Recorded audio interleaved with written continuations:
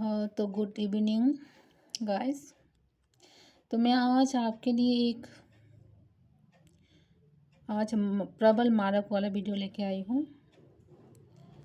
तो आप ये देखो इस कुंडली में, हाँ, तो आप अपना अपना प्रबल मारक जो होते हैं वो आप सिलेक्ट कर लो। जैसे कि इस कुंडली में प्रबल मारक कौन है, मंगल हुआ। वो कैसे, हम आपको बता देते हैं।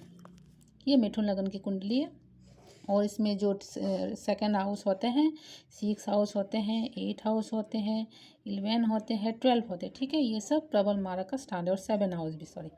तो ये सब प्रबल मारक है। ठीक है, तो यहाँ पे अगर जो जो राशि आते हैं वो मारक की राशि बोलते हैं। ठीक है, यहाँ जैसे कि यहाँ पे 9 आया 7 हाउस में तो जुपिटर मारक हुआ, और ये 8 में 10 आया तो शनि मारक हुआ, इस तरह के।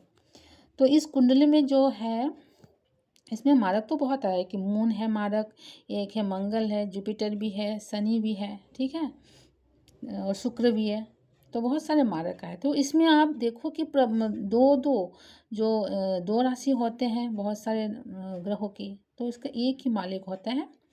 बहुत सारे एक ही, जैसे कि सूर्य और चंद्र की एक एक राशि होते हैं और बाकी के दो दो राशियाँ होते हैं। ठीक है, तो आप इसमें देखो कौन कौन सी भाव में आपको दो राशि वाला जो प्रबल, इसको प्रबल मारक बोलते हैं। तो जैसे कि इस कुंडली में देखो आप 6 हाउस की, और जो 11 हाउस में जो 1 और 8 है, तो इसमें ये मंगल मालिक है जो इस कुंडली के लिए प्रबल मारक है।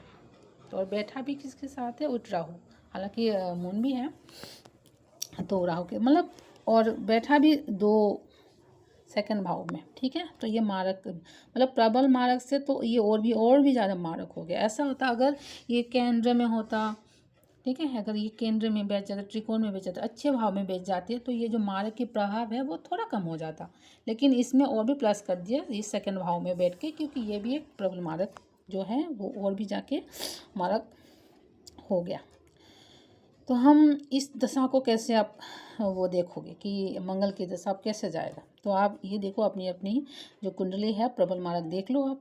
ठीक है, आपकी कुंडली में कौन प्रबल मारक है आपके। ठीक है, जो दो दो हाउस का जो स्वामी बनेगा, जैसे कि मेरा 11 और 6 का है मंगल, ऐसे ही आपका कुछ ना कुछ तो आएगा। किसी किसी की एक आते हैं, किसी किसी की दो ग्रह प्रबल मारक में आ जाते हैं। एक हाउस का जो लॉर्ड होता है वो मतलब मारक होते हैं, और दो दो अगर हाउस के लॉर्ड आएगा तो प्रबल मारक। ठीक है, इस तरह के। तो आप भी अपना कुंडली में चेक कर लो। और इसके बाद देखो आप कि ये जो नक्षत्र बैठा है, जो जिस नक्षत्र में बैठा है वो उग्र है या मृदु है या तीक्ष्ण है, ऐसा मतलब अच्छे बुरे नक्षत्र कुछ आते हैं। ठीक है, तो यहाँ जो ये जो मंगल है, हमारे मंगल भाई साहब, तो प्लैनेट से आप यहाँ पे देखो मंगल कहाँ पे बैठे हैं, किसके नक्षत्र में बैठा है। तो ये रहा मार्च, और ये अश्लेषा में बैठा है। ठीक है, ये बुध की नक्षत्र है और ये तीक्ष्ण नक्षत्र है, मतलब खराब नक्षत्र है। तो ये प्रबल मारक के ऊपर और भी प्रबल मारक हो गया, मतलब प्लस होता ही जा रहा है। हाँ, तो इसके बाद अब हम क्या करेंगे, क्या देखेंगे,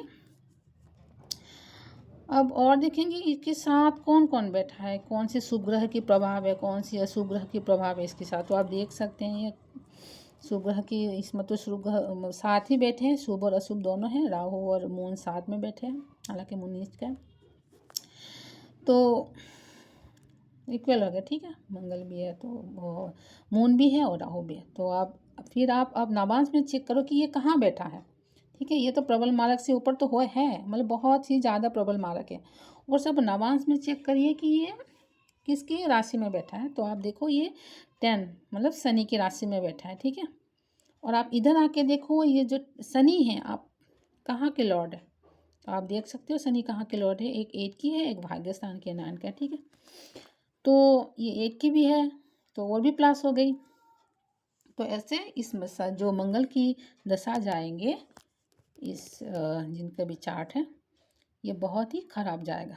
ठीक है, इस टाइम पे मंगल की दशा आने पर आप देखो इस मंगल की दशा कब आएगा, ये 21/1/2028 से।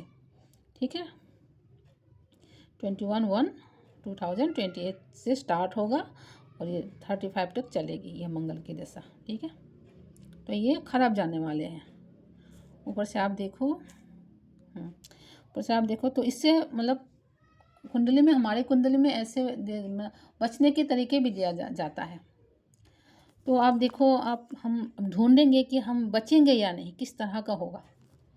तो आप देखो कि आपकी जो कुंडली है, यहाँ पे जुपिटर कहाँ बैठा है, ठीक है। आपकी कुंडली में आप देख सकते हो कि जुपिटर कहाँ बैठा है। तो अगर आपकी जुपिटर अगर आपकी केंद्र में बैठा हो तो ये जो प्रभाव है दोष का, ये थोड़ा कम करता है कि आपकी लॉन्जेविटी जो है वो थोड़ा बढ़ा देगी। और प्लस अगर आपकी शनि जो लॉन्जेविटी में कारक भी है, तो वो अगर वो भी केंद्र में बैठे तो शुभ माना जाएगा। अगर गुरु और शनि अगर आपकी केंद्र में बैठे हो तो ये जो आपकी दशा है इसमें थोड़ी अच्छाई लाएगी, मतलब ये थोड़ा कम करेगा जो आपकी जो खराब दशा है। तो ये यहाँ पे आप देखो, दो देख सकते हो कि जुपिटर और शनि केंद्र में बैठा है। तो इससे आप थोड़ा समझ सकते हो कि थोड़ा बचा जा सकता है। ऊपर से आप ये देखो कि आपकी जो लग्नेश है वो कहाँ बैठा है, किस हालत में बैठा है। तो आप ये देख सकते हो कि आपकी लग्नेश जो है यहाँ पे जो है बुध मरकरी, वो 5 हाउस में बैठा है अपने वीनस के साथ, अपनी दोस्त मतलब फ्रेंड की राशि में।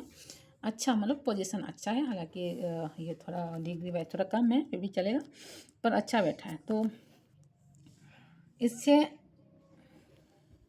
आप ये थोड़ा आप ये समझ सकते हो कि हाँ ये बच जाएंगे। तो आप ये भी सोच सकते कि इस टाइम पे अगर मुझे मतलब ऐसा कोई कैसे मुझे वो हो सकता है कि ख़राब कैसे हो सकता है, मतलब किस तरह की खराबी देंगे। तो जैसे कि मंगल आपको एक्सीडेंट वगैरह ये सब, अगर आपकी जो तीक्ष नक्षत्र में आया हो, क्रूर में आया, तो एक्सीडेंट वगैरह फायर होते हैं, जैसे आग लग जाना, फिर एक्सीडेंट हो जाना, तो इस तरह की क्रूर तरीके से आपको मारेगा, ठीक है।